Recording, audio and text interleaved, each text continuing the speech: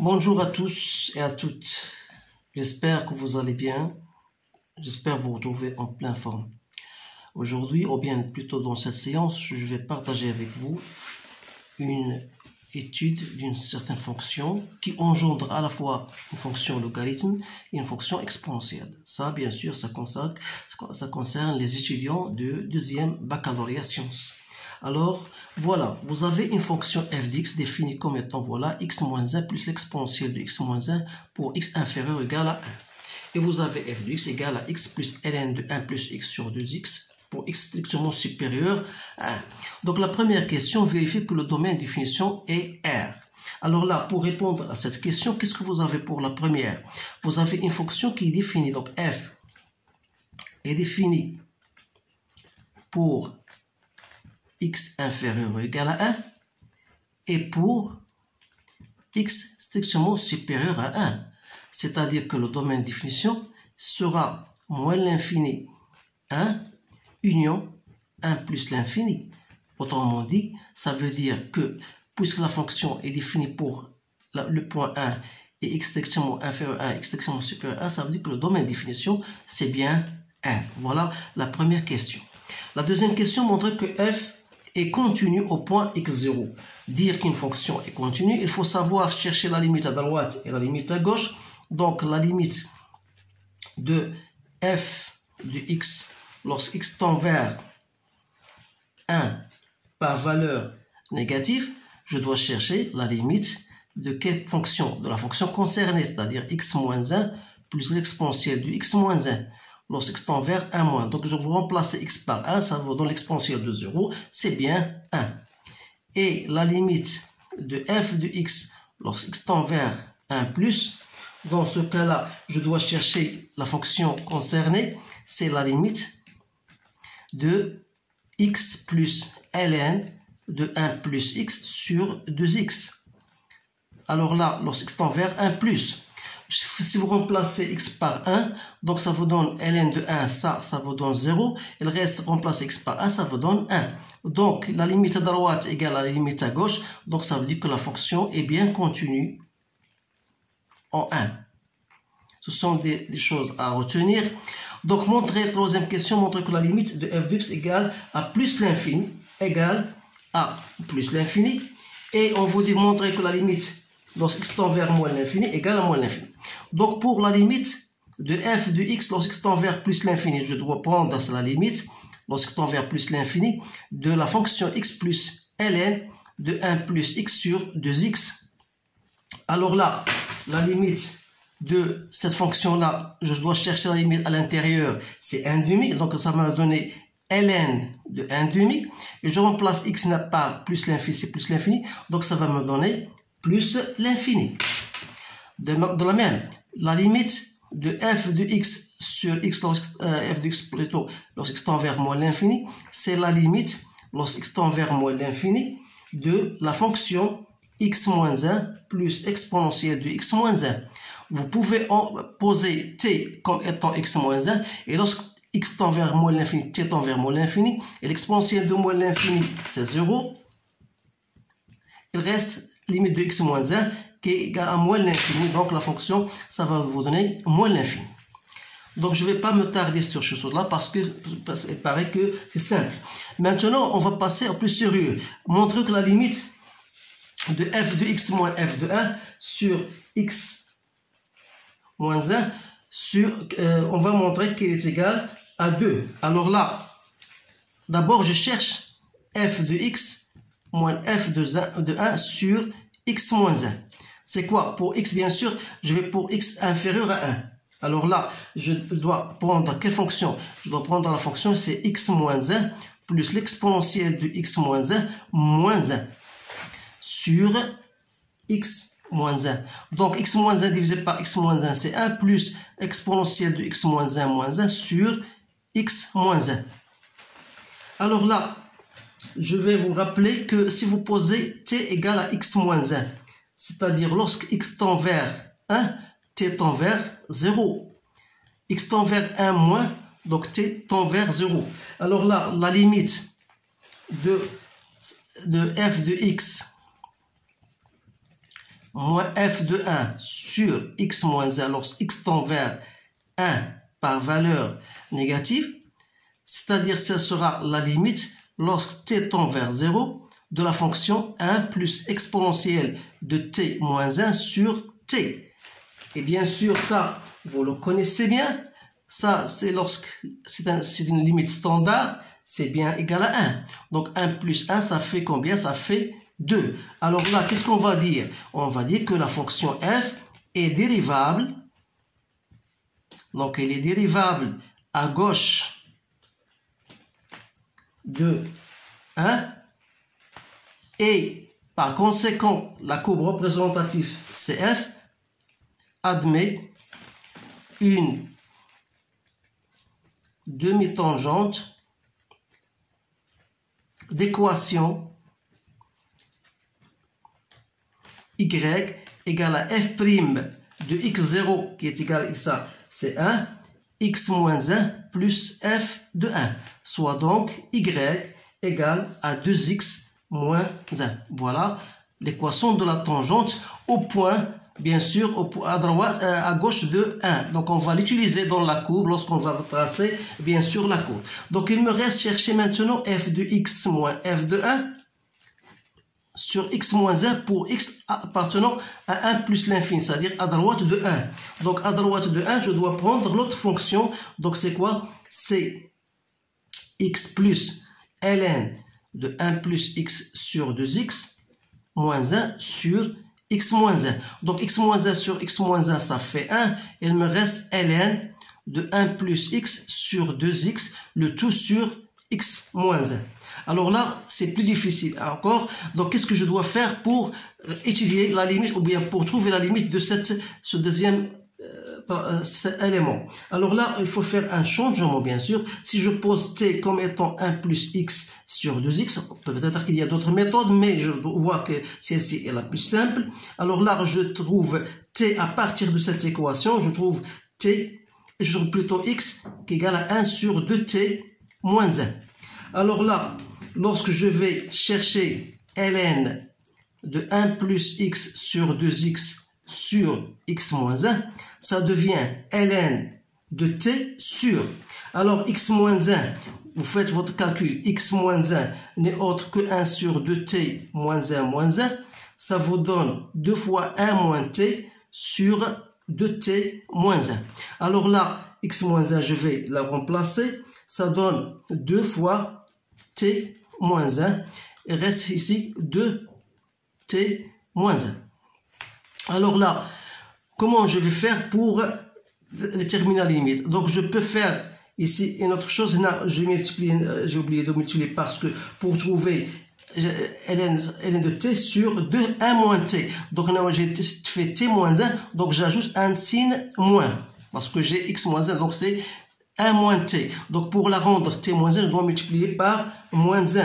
Alors là, vous avez une fonction standard que vous le connaissez bien, ln de t sur t moins 1 lorsque t tend vers 0. Alors là, donc c'est bien sûr 1 que je multiplie par moins 1 demi, ça donne moins 1 demi, et ça vous donne 1, donc ça vous donne moins 1 demi. Donc je peux écrire alors là que la limite de f de x moins f de 1 sur x moins 1 lorsque x tend vers 1 par valeur plus 1, c'est quoi? C'est 1 plus la limite de ça. La limite de ça, ça me donne moins 1 demi. Donc ça vous donne 1 demi. C'est bien ça.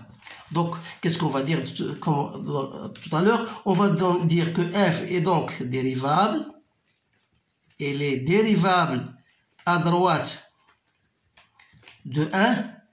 Et C de f admet donc une demi-tangente d'équation y égale à f' de 1, x moins 1 plus f de 1. Alors là, f' de 1 n'est autre que 1 demi.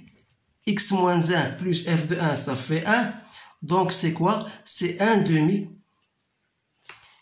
Facteur de moins 1 demi plus 1, donc c'est x plus 1. C'est bien ça.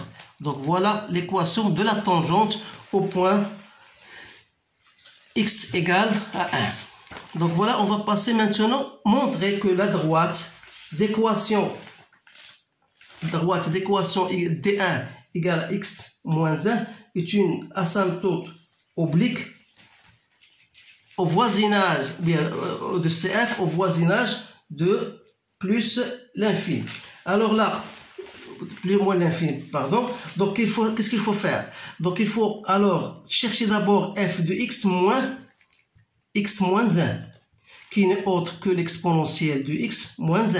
Et par conséquent, la limite de f de x moins 1, lorsque x tend vers moins l'infini, c'est la limite de l'exponentielle de x moins 1. Alors là, c'est banal, limite de l'exponentielle de moins l'infini, c'est 0. Donc ça veut dire que ça, c'est une asymptote oblique. Voilà la première réponse.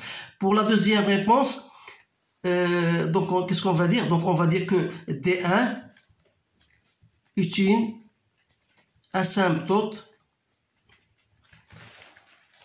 oblique de C de f au voisinage de moins l'infini. De la même manière, montrer que la droite D2 d'équation y égale à x moins ln de 2 est une asymptote oblique au voisinage de plus l'infini, il faut chercher d'abord f de x moins ln de 2, qui n'est autre que, ça vous donne ln de 1 plus x sur 2x moins ln de 2. Le moins avec le moins, ça donne le plus. Alors ça, si vous remplacez la limite de ça, lorsque x tend vers plus l'infini, donc ça vous donne, je vais l'écrire tout à l'heure, donc limite de f de x moins ln de 2. Alors là, dans ce cas-là, qu'est-ce qu'il sera? Alors vous cherchez la limite de ça, c'est 1/2. Avec ln, ça fait ln de 1/2. ln de 1/2, c'est moins ln de 2. Moins ln de 2 plus ln de 2, c'est bien égal à 0. Alors là, toujours la même conclusion, c'est que la droite d'équation D2 y égale à x moins ln de 2, eh bien, c'est une asymptote oblique de CF au voisinage, bien sûr, de plus l'infini. Étudier la position de C de f par rapport à D1 et de CF par rapport à D2. Ça veut dire quoi? En cherchant toujours f de x moins pour le DD1, c'est-à-dire moins x moins 1, on a trouvé, c'est quoi? C'est l'exponentielle de x moins 1. Et l'exponentielle, elle est toujours positive, donc ça, c'est positif, bien sûr, lorsqu'on vous dit chercher pour x inférieur à 1, c'est-à-dire quel que soit x appartenant à moins l'infini 1. Alors là, pour x strictement supérieur à 1, on aura f de x moins la droite, l'asymptote, deuxième asymptote, c'est x moins ln de 2. C'est quoi? Ça va vous donner ln de 1 plus x sur x. Voilà, vous allez chercher et vous allez trouver ça. Donc, alors là, comment je vais savoir que ça est positif ou bien négatif? Alors là, il faut bien faire attention parce que x est strictement supérieur à 1. Ça veut dire que x plus 1 est supérieur toujours à x, on sait ça. Alors là, ça veut dire que x plus 1 sur x est strictement supérieur à 1. Alors, s'il est strictement supérieur à 1, ça veut dire que ln de x plus 1 sur x est strictement supérieur à 0. Là, je vais faire tout simplement un petit rappel de la fonction ln de x en fonction de x. Elle a bien cette allure-là. Et lorsque x est supérieur à 1, vous voyez que ln de x est supérieur strictement à 1. Donc, alors comme x plus 1 sur x est strictement supérieur à 1, alors la fonction ln de tout ça est strictement supérieure à 0. Alors là, on va dire que C de f est au-dessus de D2.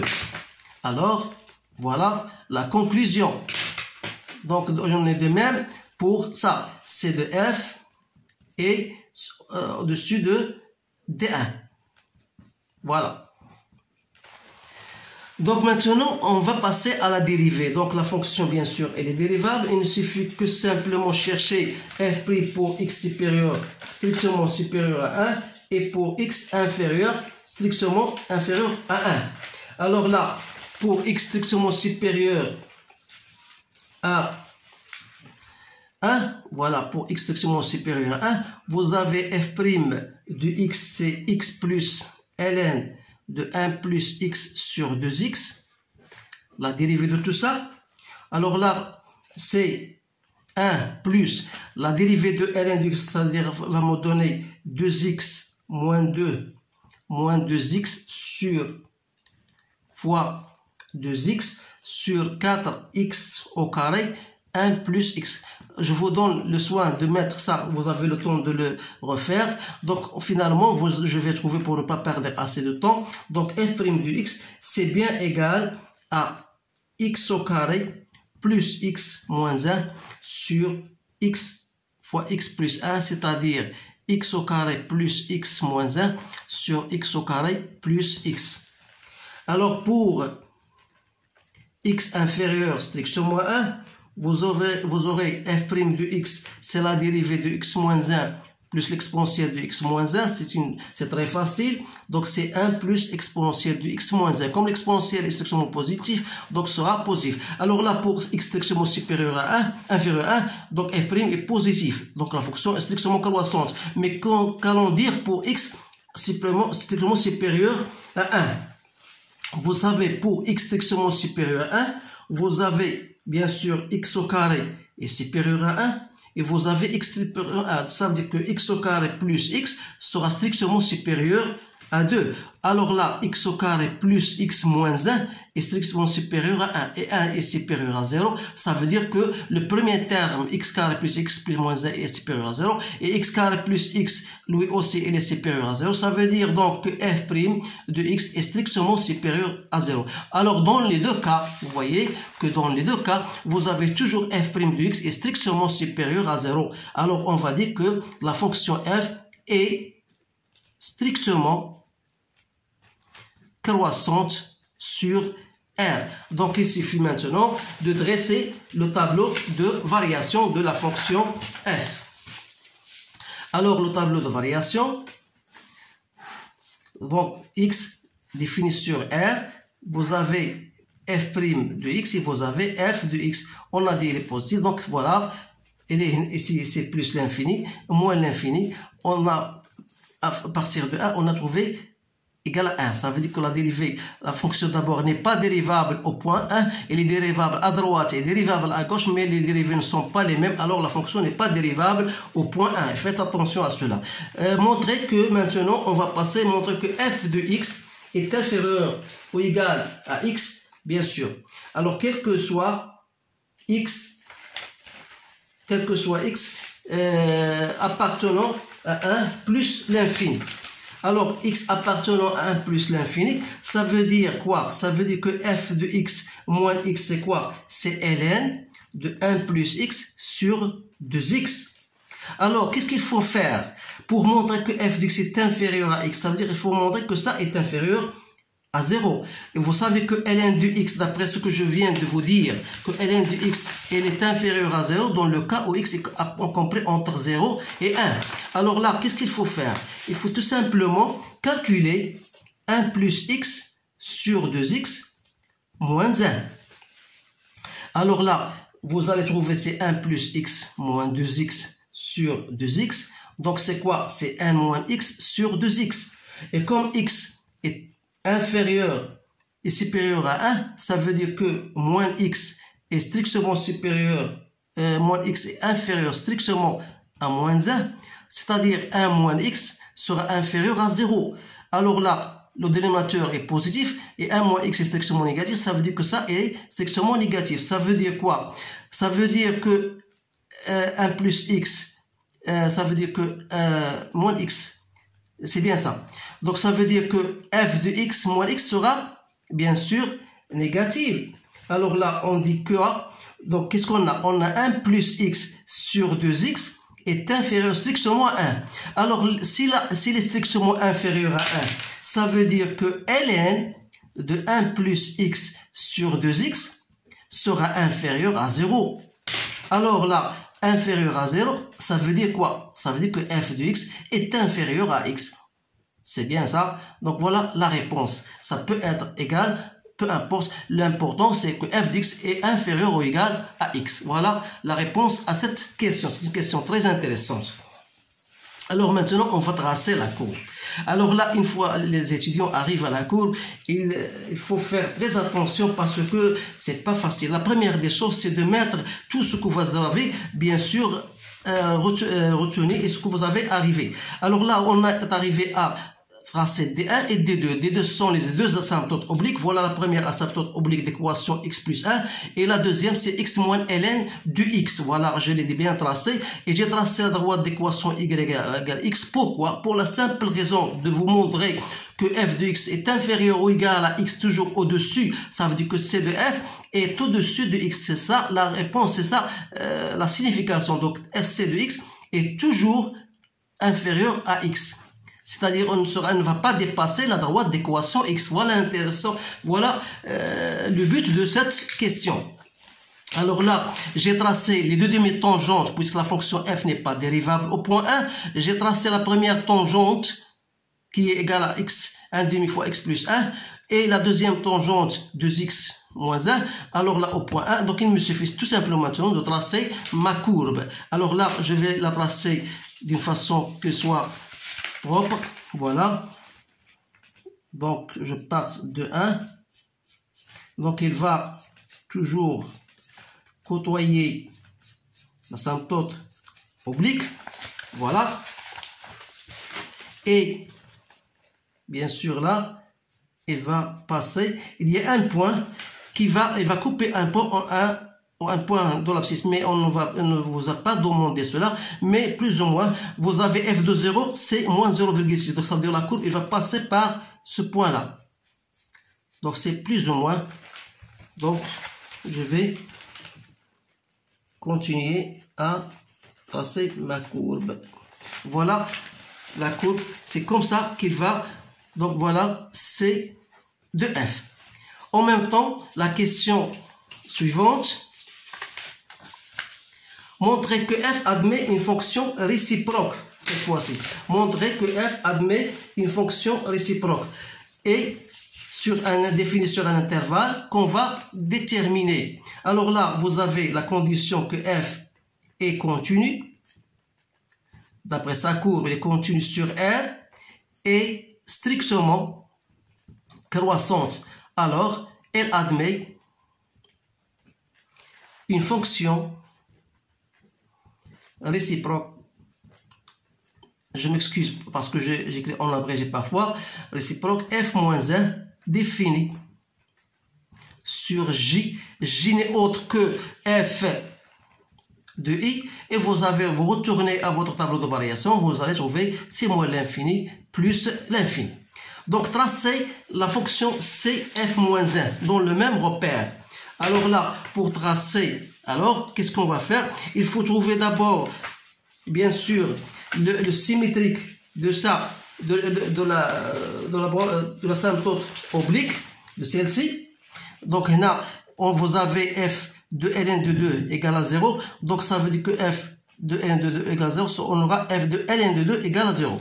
Donc, f de ln de 2 égale à 0, ça veut dire que f de 0, f moins 1 sera ln de 2. Il y a 0,7. Il va passer par cette courbe-là.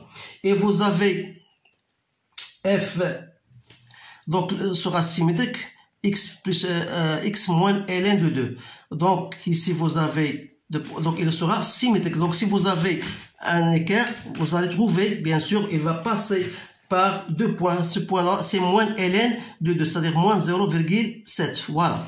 Donc, la courbe, voilà. Le symétrique ils sont parallèles, bien sûr, puisqu'ils ont le même coefficient. Alors là, c'est, si je continue, comme ça. Donc, voilà. Là, je l'appelle D'2. Alors, il me reste D'1. Donc, je sais bien qu'il passe par, voilà, f de 0, c'est f moins 1. Donc, f moins 1 sera égal à 0. Et f de 0 sera égal à 1. Donc, la courbe aura, bien sûr, cette allure-là.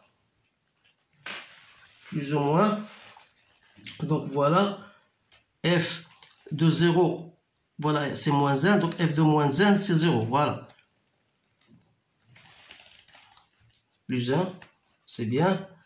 Donc voilà f de 0. Donc il aura cette allure-là.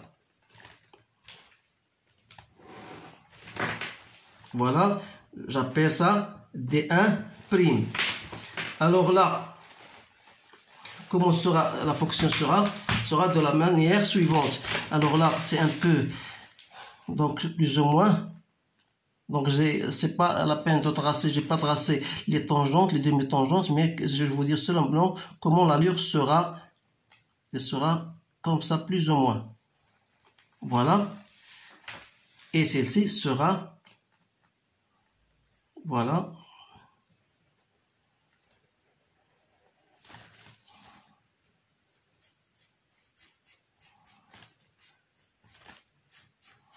Plus ou moins. Donc voilà la courbe CF-1. Donc pour vous, vous avez bien sûr le temps de le bien tracer. Donc il suffit de prendre quelques points pour ça vous rendre plus clair. Alors là, la dernière question, soit une suite UN définie par, voilà, vous avez I0 et quel que soit n, vous avez n plus. Montrez que quel que soit UN supérieur à 1, on a ça. Alors là, il suffit de prendre pour n égale à 0, on a bien I0 égale à 2 et 2 est supérieur à 1, ça veut dire que la condition est bien remplie. Alors il suffit de montrer que UN plus 1 est supérieur strictement à 1. Alors pour montrer ça, vous savez que UN est supérieur à 1 et la fonction est croissante, ça veut dire que f de UN est supérieur à f de 1. Alors f de UN c'est quoi? C'est UN plus 1 ou f de 1 ça fait 1, donc c'est bien le résultat qu'on a voulu montrer. Montre que UN est décroissante. Il suffit de calculer UN plus 1 moins UN, qui n'est autre que f de UN moins UN.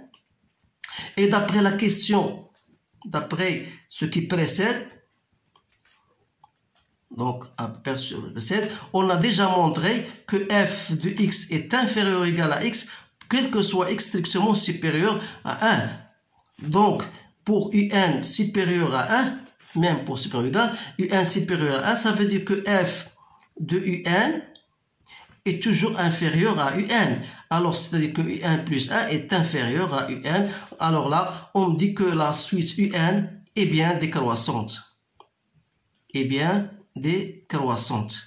Et alors, pour montrer qu'elle est convergente, vous avez une suite qui est décroissante.